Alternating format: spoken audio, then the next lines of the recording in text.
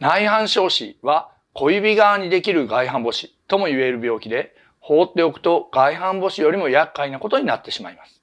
皆さんこんにちは。足の専門家中島武史です。今回は内反小視っていう症状についてですね、分かりやすく言えば外反母趾の外板、小指側に飛び出してるやつなんですけれども、これが結構厄介なんですよね。いろんな意味で。まず一つはあまり概念として広まってないので、ほったらかしにしてる人がものすごく多い。そして次は親指側よりもひどくなったらひどいんですよね。血まで出ます。ひどい人はもう本当にここの外から血が出てくるぐらい悪くなるんでね。だからひどくなった時は親指側よりも痛い。で、3つ目の厄介はこちらの話なんですけど、説明するのは難しい。発生の原因を説明するのはちょっとややこしいので、私今までちょっと避けてたというか、もう動画どうやって撮ろうかと思ってたんですけど、できるだけ端的に分かりやすく説明はしてみますね。ただ安心してもらいたいのは、内反小視も外反母趾と同じ仕組みで基本的には治せるので、今から言ってることがあまりきっちり理解できなかったとしても、とにかくそうすりゃいいのねで治るやつではあります。では内容です。まず内反小視はどうやって発生するのかについてですね。そしてどうすれば内反小視を改善することができるのか。今回の動画をご覧になることで、あなたは内反小視の発生の仕組みというのを理解して、その改善方法に取り組むことで内反小視を治すことができるようになります。私は足の専門家であると同時に、歩行指導、動作改善の専門家でもあります。できれば世の中に正しい情報や有益な健康情報を広めたいなと思って YouTube を始めたんですが、 YouTube というのは仕組み的に皆さんが押してくださる高評価ボタンとかチャンネル登録をしてくださってる数でどれぐらいこの動画が拡散されるかが決まっていくみたいなんですね。ですから、もし皆さんがよろしければ高評価ボタンやチャンネル登録、もしくはコメントなんかも書いていただくと、それも評価に上がるみたいなんで、そんなのをいただけると大変助かります。よろしくお願いいたします。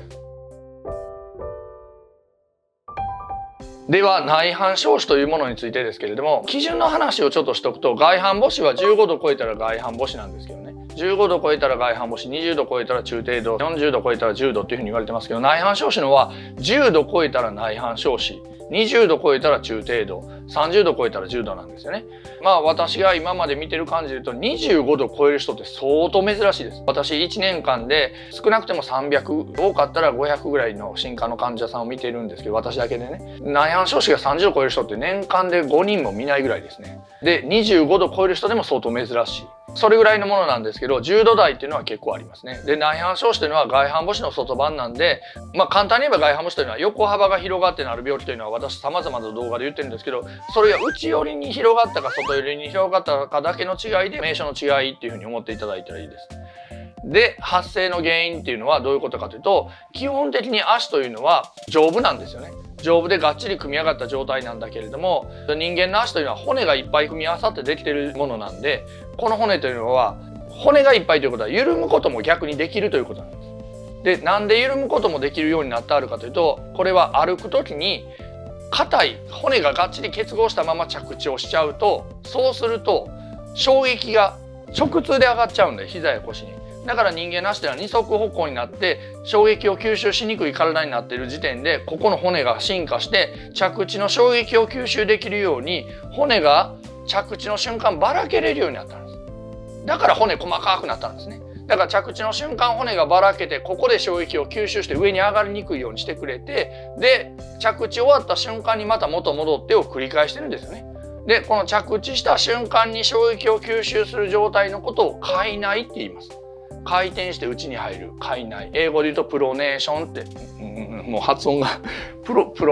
ネーション、で言うんです。で、参考までに言っておくと、プロネーションがその衝撃吸収したベタとした状態、そうじゃない状態がスピネーションとかサピネーション、読み方の違いですけどって言って、海外って言うんですよね。だから普段は海外だけど、着地の瞬間だけ海内海外海内海外で歩いてるんですけど、まず外反母趾にしても内反小視にしても海外の状態ではならないんですよね。で、海内した状態で骨がばらけた状態、この状態のまま歩いちゃってる人が世の中結構増えてるんです今。海外に戻らずに海内のままずっと歩いちゃってる人がいて、これのことを過剰海内っていうふうに言います。オーバープロネーションって言います。これが外反母趾発生の元なんですよね。で、外反母趾の場合はそのべちゃーっとなった海内しっぱなしの状態で親指のとこで蹴る動きをすると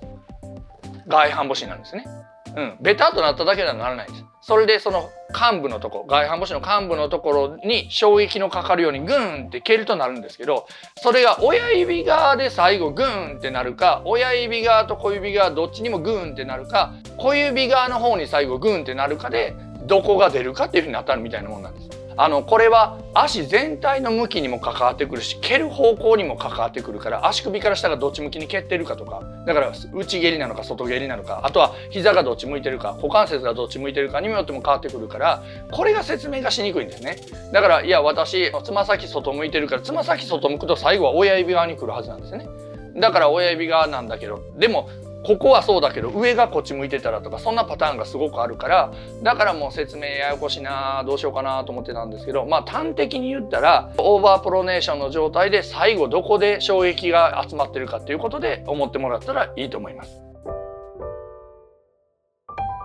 先ほど内反小趾の発生の原因というのをお話しましたけど、もう一回端的に言っておくと、過剰開内プラス蹴る動きプラス最後の足の向きみたいなんですね。向きとかどこで衝撃がいくようになってるかっていうこの3つで外反母趾や内反小趾や外反母趾と内反小趾どっちもやみたいになるんですけれども、ということはどうやれば内反小趾が治るかというと、結局外反母趾と治し方は一緒ってことなんですよね。内反小趾だからどこをどうすると考えるよりかは、本来あるべき正しい歩き方、負担のかからない私のその人の骨格構造上自然な歩き方に戻るっていうだけの話なんですね。ちょっとうまくこれは例えになってるかどうかわからないですけれども、私大阪なんですけど、京都の方にいる人でも神戸にいる人でもどっちにしても戻ってこなあかんところが大阪だったとすれば、そのどういう道なりでどう帰ってくるかっていうのはそれぞれ違うけど、帰らないといけないところ一緒ですよね。そしたらその帰らないところだけちゃんと認識していれば、その戻り方っていうのはもちろんあるんだけれども、それはそれにつれてこうすればいいのねってなるはずなんですよね。だから私たちは各先生が正しい本来歩き方に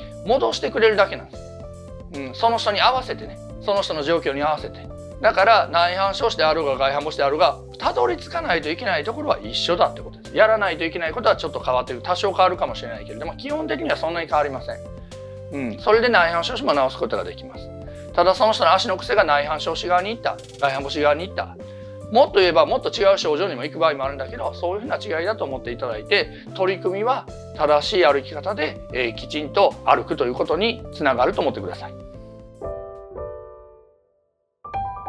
いかがでしょうか。内反小趾っていうのを特別に考えなくても、結局のところベースは一緒で、最後の衝撃の場所が違うというふうにだけ思っていただいたら、いやそれでそんなに間違いではないですね。ですから取り組みとしてはとにかく正しく歩く。で、正しく歩くというか、私たちの提唱しているゆるかかと歩きで歩いていただくと、それも同時に解消はできますんでね。